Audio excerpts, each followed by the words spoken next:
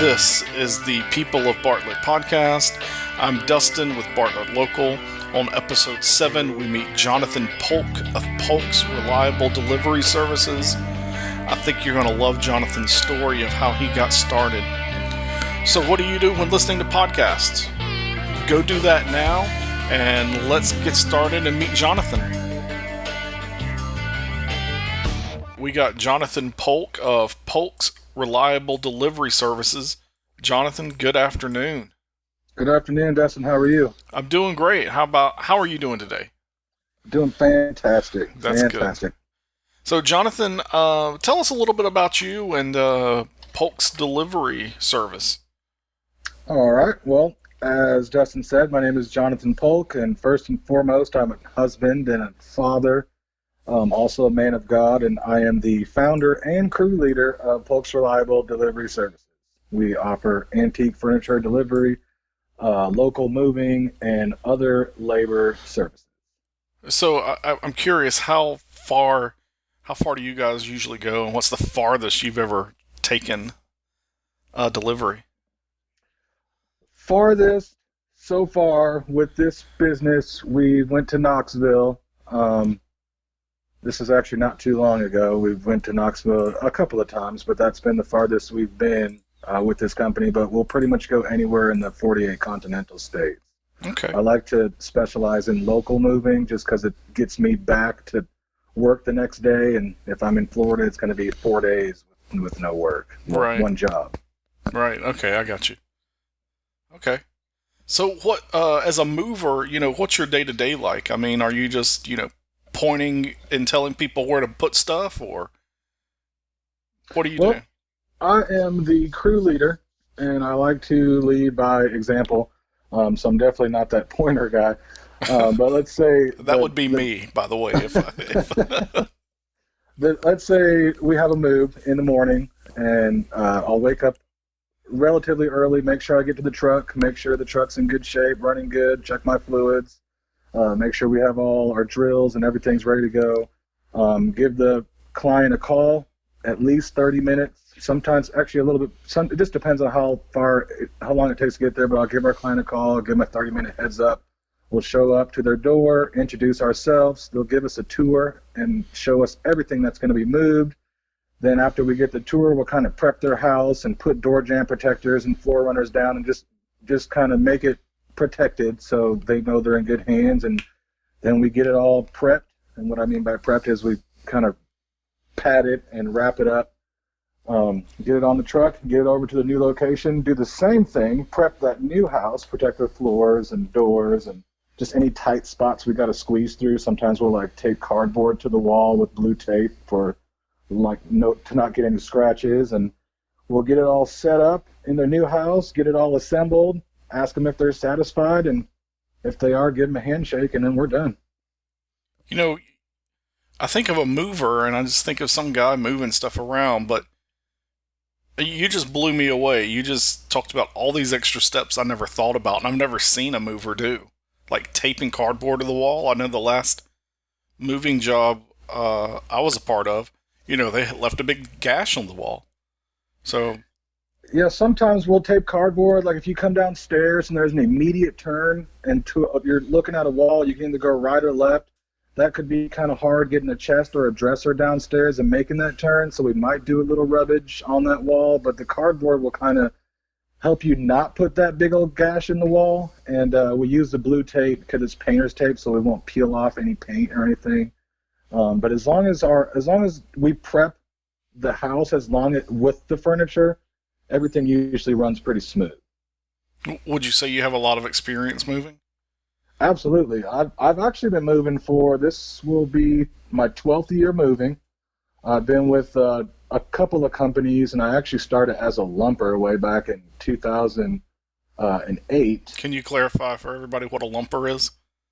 You pretty much go on a big 18-wheeler moving truck, and a driver will come by, and he'll say, hey, I need 6 guys, and you'll follow him to the location, and you will be the actual worker that loads the truck with the driver. The driver does a lot of the driving, and you just sit there and help unload kind of thing. Yep. Yes, sir. That's it. I was a lumper quite a long time ago. Yeah, that was fun. That was like my first job after the military in Texas. I moved to that. Oh, tell us about your military in Texas. Tell us about that. I was stationed in Fort Hood for 4 years, um, from 2003 to 2007, and decided to get out and maybe start a family. And I just wanted to see what else the world had to offer me since I kind of went in when I was 19. Um, Pretty much maybe a year after high school, I went in, so I really haven't seen what it was like out in the civilian world. I just kind of jumped into the military, and when I did get out, it was like a recession everywhere. I mean, California, where I'm from, there was no jobs. Over in Texas, you can work at like a pawn shop or like a gas station or a restaurant, which are okay jobs. However, that's it because there was nothing for that to offer. And then my girlfriend, which is my wife at the time, she was from the Memphis area, and I looked up jobs, and there were just hundreds and hundreds of jobs. And I was like, yeah, we're going back to your home. What year was that? This was 2007. Okay. So you're married now, right? Yes, sir. Yes, sir. Do you have any kids or anything? I do. We have 4 kids. Okay. We have a what are their ages? 15-year-old. I have 3 girls and 1 boy. So the boy, my son, he is 13. He'll be 14 this year. And then my girls are 7 years old, 15 years old, and 8 months old. Wow. Well, quite a handful. Yes, but it's fun. I love it. They're the future. Awesome. So you moved to Bartlett in 2007. Do you have any community connections? Right now, we started to get involved with the River City Church. It's pretty cool. The reason why my kids love it. My kids just love it, and they care like 100% about the youth. And I think that the youth is our future. So, I believe like that's where we're at with them. And then we try and support like whatever local business in Bartlett, like whether it be a restaurant or just like a regular store. We try and go to them and support them because Bartlett's been so nice and they've been like supportive of us. What restaurants do you enjoy in Bartlett? A couple of our favorites are Asian Star and let's see, Los Pilares. And my kids like really enjoy Grand Pacific. They just love it. Yeah, Grand Pacific. That's like the go-to like every Sunday night. My oldest just loves sushi, and then Joshua, he'll love the Mongolian. There's something for everybody there. Yeah, now, your wife, does she work in Bartlett? Yes, she is the co-owner. Okay. So actually, she does all the administration, the phone calls, the payroll. Really, the biggest part would be like the phone calls, and that's like probably the biggest part of the job is the phone and getting that first initial contact with a new client or potentially new client, making them feel comfortable and letting them know we got them covered. Yeah, because I mean, you can't talk on the phone while moving furniture. Yeah, I mean, you can, but I definitely don't recommend it. I've definitely seen people doing it. So, chasing 4 kids and moving furniture around, do you have time for hobbies or anything, or? Absolutely. One of my favorite things to do is like just to play with my kids, like whatever it may be. Like if it's playing toys with my 7-year-old or playing video games with the older kids, I just try and make that time with this new profession of mine. I'm able to kind of schedule my time, my work. So let's say I won't start work until maybe 9 or 9:30. I get a chance to get my kids up, get them ready for school, make sure they're going to be set up for a great day at school, and then I'll head off to work. 9 times out of 10, my wife will have to make sure they get home or they'll catch the bus or whatever. But at least I have that little bit, and then we usually don't work too much into the night, so I just kind of make sure my time's there. And when I guess another one of my hobbies would be yard work. Okay. One of my favorite things is to go buy a new tool for the yard or a new something and just go work and use it. Like my latest thing was like a tree saw, like a little tree pruner, and I was out there yesterday pruning trees yesterday afternoon. The weather's been really nice the last couple of days. Oh yes, That's for yes. sure. I was out cutting my grass yesterday, so cool. All right. Um, let's see. What what future would you like to see for Bartlett? You've got children here, and you're raising your family here. Where would you like to see Bartlett go? Right now, I think they're doing a great job. There's a tight knit community here. It's very safe. The schools are great. The people are even better. I just want to see it continue. I mean, that's the reason why we live here, and I mean, we love it. Everyone loves it. I totally agree with that. I just want to see it continue. Absolutely. Absolutely, that's right. So, how did you get started with doing deliveries? I mean, you said you moved here in 2007, but did you just dive right into doing deliveries then? Well, I started working for a few moving companies, and then I worked for Ashley Furniture as a delivery driver. And then I went back to moving because I guess the money was a little bit better. Hmm.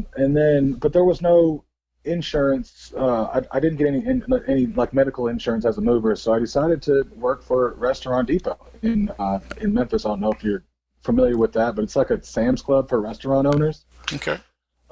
So I was doing that, and I made my way up to assistant branch manager. And while I was sitting at that job and working, I just noticed a lot of restaurant owners coming in, and they were just so busy. I mean, they're owner operators, and they just have to do payroll, and they have to shop, and they probably have to cook some, and they have to do so much. And I was started asking these guys, like, hey, can I deliver this for you? Can I deliver this for you? And I got like so many yeses that I just decided to step away from Restaurant Depot and start to deliver their groceries, or basically their supplies for the restaurant. So I did so, and it was a very slow start. Not as many people that said yes were willing to actually jump off and do it. And I had bought a huge truck, and I was, just kind of sitting there, and I was like, well, I've got a big moving background. Let me go ahead and see if I can start moving again. So we went around to a bunch of antique stores, and I was telling them what I do, and I would like to deliver for you. I would like to deliver for you. And this one guy, Robert is his name, at the Summer Antique Gallery, he wanted me to deliver a desk for him that nobody would touch. It was antique, it was oval, it was big, it was fragile. And he was like, can you do it? I said, you know what, I'll do it. And we did it, and I guess he went and told every antique store in the area that we did it, and we were doing great. And ever since then, I mean, the rest is history. We just started taking off with business all over on all fields. Okay. How was it hard for you in the beginning? I mean, going working from working at a desk to trying to do moving full time. Not so much. I tried to keep my body conditioned. Hmm. And I was one of those managers where I really couldn't sit at a desk until it was the end of the day where you got to, count the money and do your nightly reports. That's when I would be sitting. But I was trying to I was one of those workers. I'm always on my feet. I'm always moving. I'm always motivated. That's just my personality, I guess. What was one of the biggest challenges you faced in the beginning? Advertising and how to get your name out there, I'd say, which was the biggest challenge. I knew I could do a great job. I knew people would like the job, the work that we can do. I just didn't know how to get it out there and kind of let them give me a try. And I guess that would be a challenge in itself, was people trying to try somebody new. So how did you make that breakthrough? Well, I just relentlessly hit up Facebook. I kept going to groups. I just kept doing, paying for ads. I went to like every storage facility and apartment facility within like a 15-mile radius, and just was trying to stir up some business and tell them about us and say, hey, we'll give your new customer, or your new clients, a discount if they choose us, and give them some flyers. It was just a lot of footwork. I was going around and putting flyers up at Kroger. Basically, just a lot of footwork for about 2 to 3 months, and then word of mouth kind of took over from there. And when did you feel like this was really going to work? Like you really had something that was yours and a business of your own? I'd say the end of June of last year, 2019. We worked probably that last week, and then 2 weeks straight into July, then had a day break, and then went back to working 2 weeks straight. And I was like, wow, this is this is it. This is gonna be a good thing. And how have you changed since you started? Since you did that first oval desk, how has it changed you? Well, I've done a lot. I've gotten a lot tighter. I've gotten a lot more. And what I mean by tighter is, like, I've bought a lot more things to, like, as far as to help me prep the house better. Like when we went in with this desk, we had maybe a pad on the floor, but now I have like door jam protectors. I got a lot more tools to help me be more successful and not just trying to risk it. I don't take really any risks. I guess I try and prep everything to where from start to finish, so I know every step. And then as far as when I did that desk, it was just, hey, let's get it in there and let's not scratch it up. Yeah, I've moved quite a few times, helping people in various ways, and something always goes wrong. The furniture never seems the same after you move it. And I guess you have the experience and the knowledge to really make it as smooth of a transition as possible now. I do. I mean, before we even touch the furniture, I like to examine it. We give it what's called a quality check, and we see how it's going to hold up. Like, I know it's sitting there on the floor, but how is it going to hold up when we pick up on it? Like, is it going to be safe and sturdy? So we kind of give it that quality check, and let's say it's not that sturdy, then we might have to use plastic wrap and shrink it together to give it that sturdiness. Or we might have to carry it and not put it on a dolly. It might be a hand carry only, because if we put it on a dolly, the vibrations of the ground might make it crumble, let's say, or break into pieces. But as long as you, like I said earlier, as long as you get that good prep at the beginning and you have a plan for what you're going to do, it normally works out great. Like I love to move. That's my favorite thing to do. Have you ever come across an item you just refuse to move? Not yet. We've done a 700-pound, I think it was like 750-pound safe, but we actually had to do that in the back of my pickup truck because we had to get to around the back of this gentleman's house, and it had been raining, and my big truck probably would have got stuck in his grass, so we had to go back in my pickup truck, and I just decided to push it in there, get my 3 strongest guys and a couple of dollies and some pads and go at it. But that's not. We haven't found that item yet. I mean, usually we try and see if we can take care of it. Yeah, you're not really in the business of saying no, I guess. Absolutely. But I guess somebody's gonna have nuclear waste or something like that one day, and you're just like, no way. Yes, I mean, actually, those are a few things. Now that you mention it, we won't do hazardous chemicals, people, livestock, or trash. Okay, those are pretty relaxed rules, though. Those are. Yeah. Oh, yeah. Definitely. If it's furniture, I mean, we got it. If we're gonna, if anything you throw at us, pretty much we're gonna take care of it. I haven't came across anything yet. I'm sure there will be a day where there's something that I might not be able to do, but hopefully not too soon. Very cool. Well, Johnathan, thanks for sharing that story, because it's really important that people know how you get started and, kind of who you are and kind of the glue that holds you together. You know what I mean? Yes, sir. Yes, sir. Absolutely. What we're going to do now is we're going to move over to the quick fire questions. These are, I got about 15 or so questions. Okay. And they're brief responses. Sometimes you don't have a response at all. They can be kind of confusing. But it's a good bit of fun, and again, it's just kind of a way to let people listening kind of know who you are. So, Jonathan, what is the longest consecutive time you've spent in a car? Ooh, that's a good one. 31 hours. I tag teamed with my wife back and forth, and we drove to see my parents in 2017 from Memphis, and they live in San Diego, California. Okay, that's a pretty cool story. What's a movie you enjoy? Mm, I'd say Remember the Titans. That's probably one of my favorite movies. I can watch that right now and not get bored of it. It's just got a good story, good actors, good actresses. I love it. iPhone or Android? Oh, Android all the way, all the way. Love the camera. My wife is big on the iPhone, so I guess this just gives us our reasons. If you owned a yacht, what would you call it? If I owned a yacht, what would I call it? The Polkinator. Is there a story there? No, it's just the Polkinator. Um, what's your favorite Halloween costume? Ooh, I would say Maui from Moana.